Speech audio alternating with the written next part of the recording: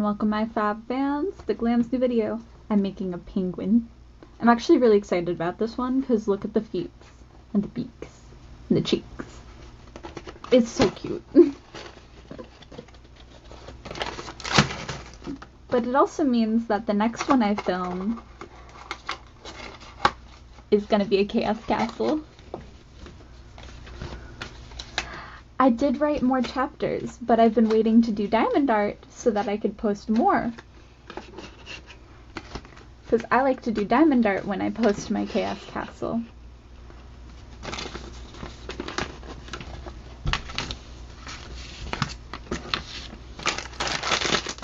So I hope you're just as excited as I am to share more.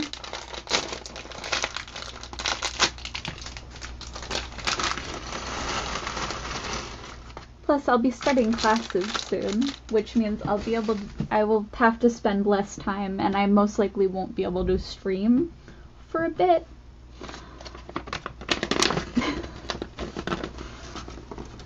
So, hopefully I can make up for it by posting more videos rather than streams. I will still try to get Wednesday streams, but if I can't, I can't. I'm gonna be very busy. And I would like to still get rest.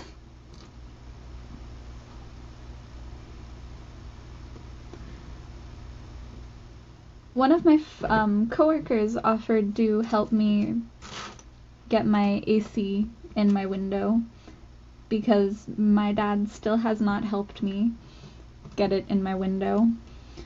And since it's gonna be warmer soon, it's very important that I have an AC in my room,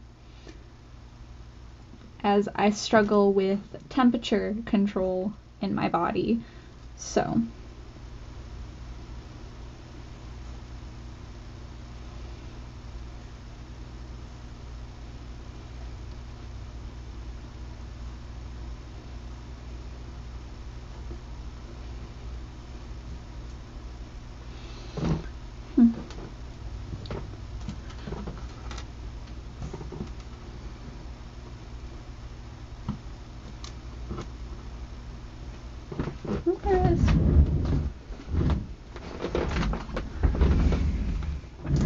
why am I doing it the normal way? I have a base. Actually, are these too small for this one? No, they're perfect size. So it's just these feet pieces that are veneered. That's okay.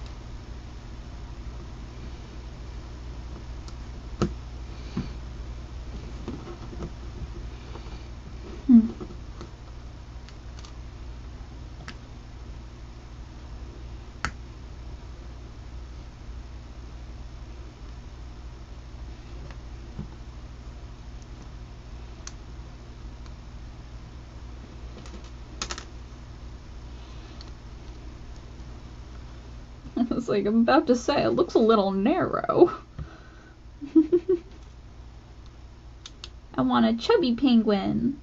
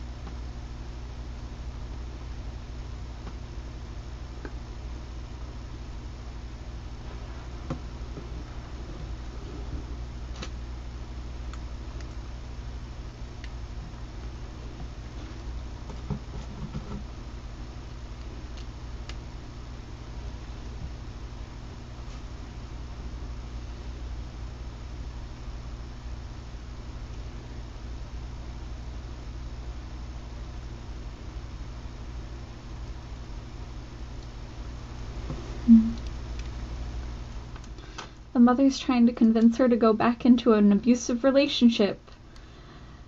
No wonder the comments were trash-talking the mom.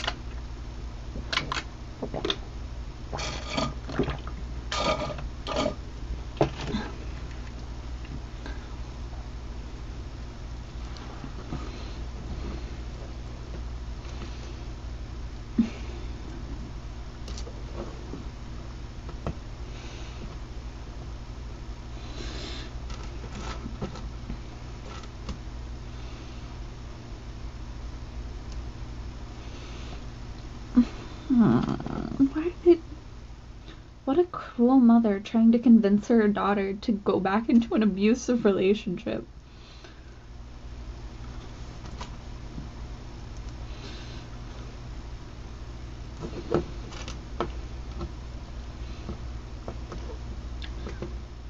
Especially while she's, like, pregnant. Because being depressed while pregnant can kill the baby. Yeah, depression can kill. Not just you, but other people too. That's why everyone wants her to leave. It's for, like, her to be able to have, like, a safe pregnancy. For her to be able to be happy. And not suffer anymore. But her mother's pushing her back into the abuse. Being like, it will affect us, it will affect the family. What if he seeks aggression against us?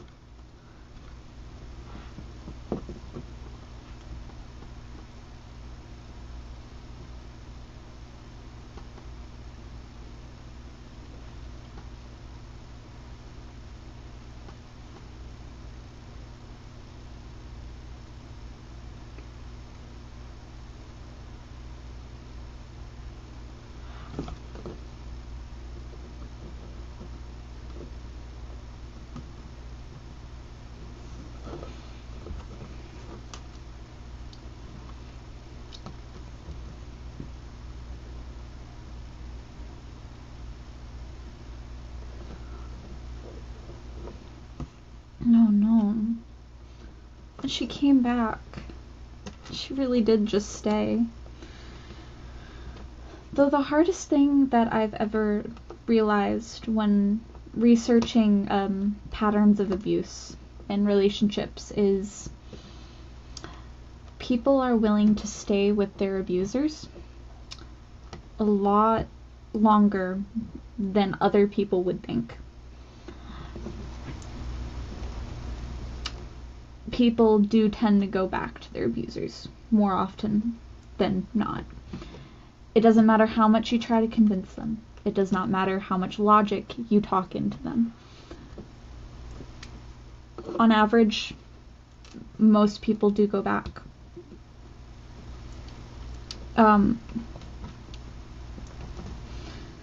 Which is terrifying, to be honest. Like, you get so emotionally stuck that you just don't have the ability to reason with yourself why you should leave. Even if everyone around you is telling you to leave for your safety, for your sake. Most people still won't. Because they see more of a reason to stay than to leave. It's extremely dangerous. And scary.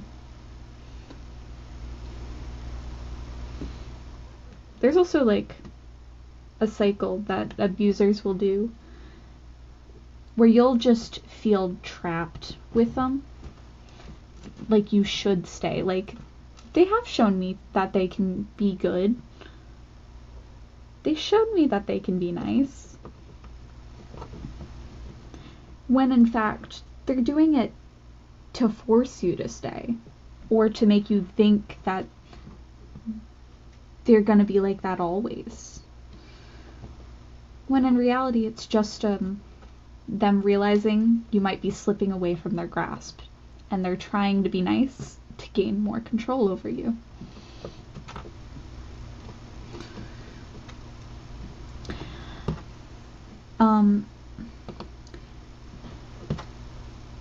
If I'd give any abused person an ounce of advice, it is,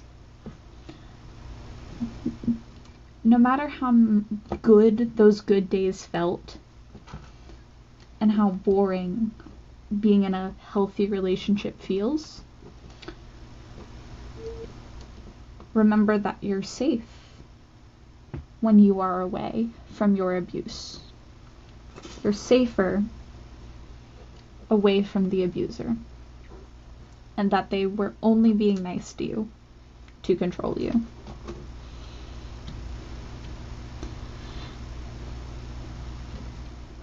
Which is a scary thought.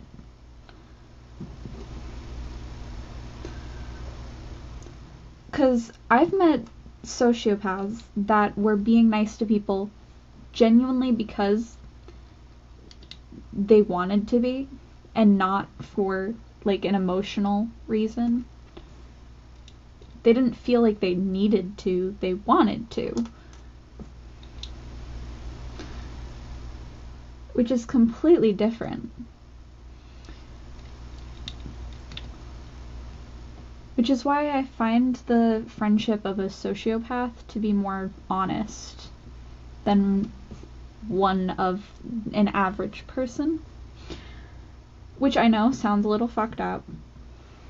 Like, what do you mean? They don't feel the same kind of emotional attachment that you would. And I'm like,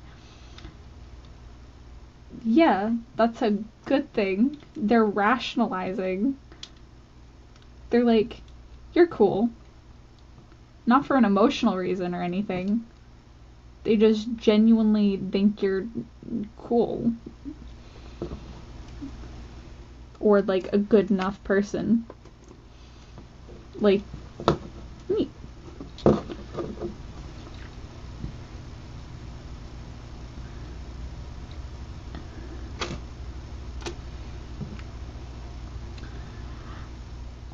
But maybe I'm just thinking of it in a different way because I'm more autistic.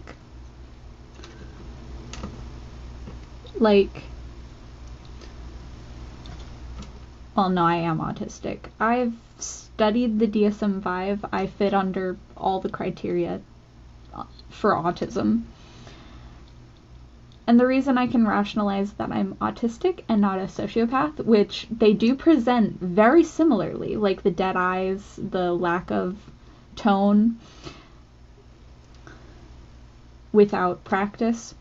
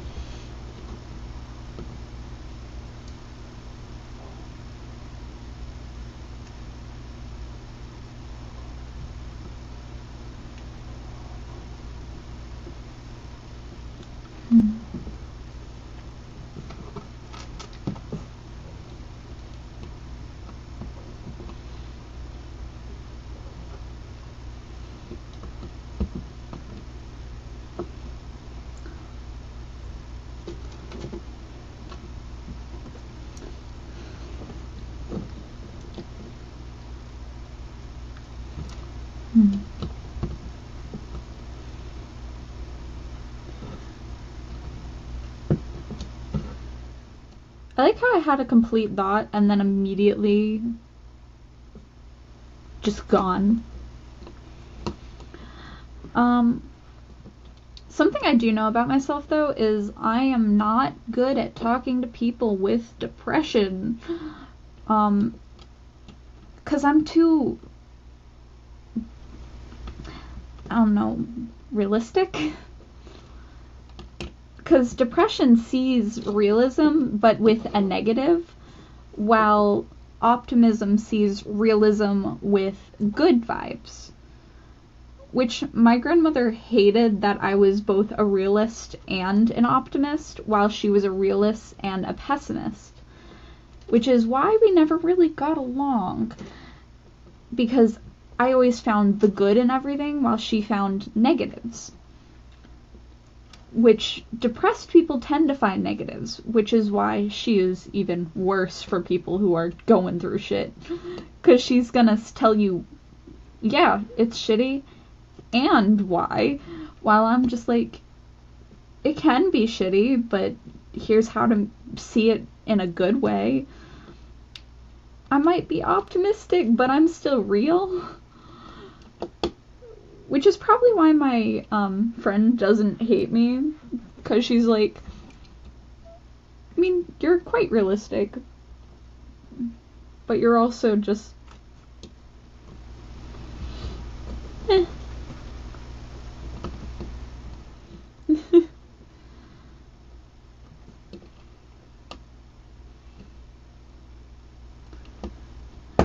I try to be nice about vibes, and I try to be nice to everyone and treat them very equally.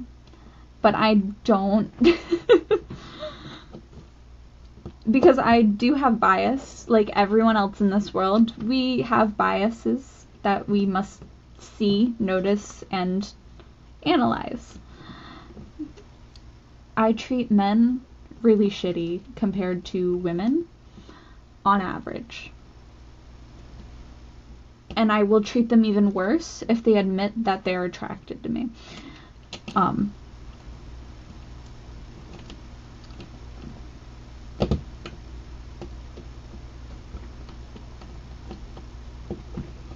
It's worse than being a heartbreaker. It's a soul crusher.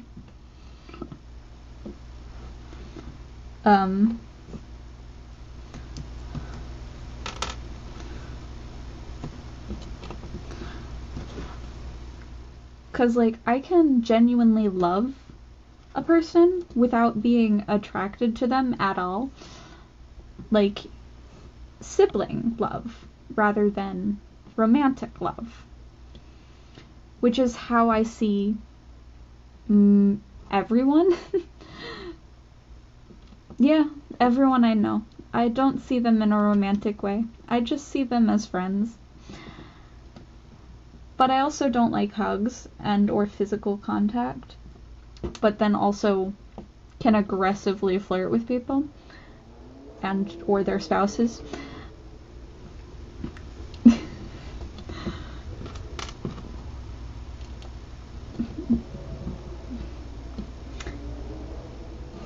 But it's not out of attraction.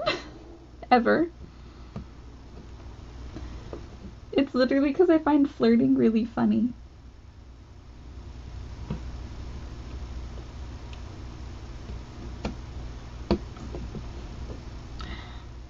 I will say, though, I do have a bucket list, and there's a lot of things on there that I actually think I might remove a few items after realizing that I'm not capable of being attracted to men. Don't get me wrong, I can say if a man is attractive or not, physically, but it's matter of a fact rather than me being attracted to a person. I use logic to describe them rather than emotion. Which some people find weird, but it's just kind of how I am. Also, something I realized is I didn't notice that certain things can be taken as an insult. if said to the wrong person.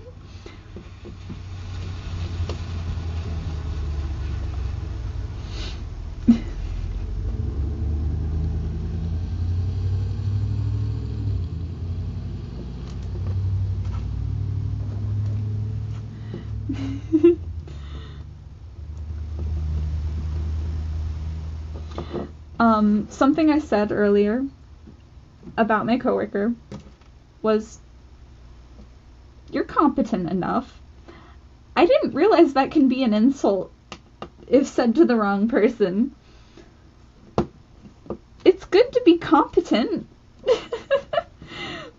And he's like, if it was from anyone else, that would be an insult. But since it's from you, I know it's a compliment.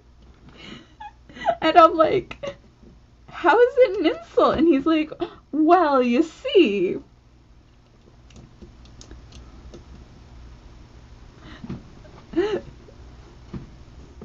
You're not saying I'm the best option. You're just saying I'm capable of doing the work. And I'm like, well, I mean, technically you're not Anna. So, no. You are, in fact, competent enough to handle the workload, but you are not the best option, but also nobody's that person. Anyway, I made the penguin. It's so cute, actually. I love this one. Peace, love, have a good night, my fab fans. I'll see you in the next video. Bye!